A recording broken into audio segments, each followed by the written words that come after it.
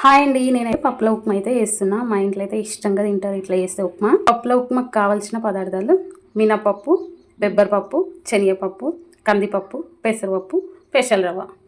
కొంచెం పెద్దది ఇట్లా కుక్కర్ తీసుకోవాలి. ఇప్పుడైతే పెసల రవ్వ పోస్తున్నా, అలాగే పప్పులు ఉడకంగా పోస్తున్నా. వీటిని వాటర్ పోసి నీట్గా కడుక్కోవాలి. ఉప్మా రవ్వని పప్పులను అయితే నీట్గా కడిగిన 2 సార్లు. ఇప్పుడైతే వాటర్ అయితే పోస్తున్నా. 2 చెంబుల వాటర్ అయితే పోస్తున్నా. కొంచెం పసుపు వేస్తున్నా, నెయ్యి వేస్తున్నా. నూనె వేయచ్చు, నెయ్యి వేసుకోవచ్చు. అయితే కుక్కర్కి మూత పెట్టి 3 విజిల్స్ వచ్చేదాకా ఉడికించాలి.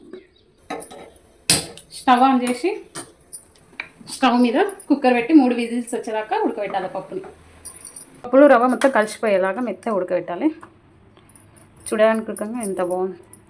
కొన్ని వాటర్ పోసి అయితే కలపాలి. మిరియాలు అయితే రోట్లో వేసి మెత్తగా దంచాలి.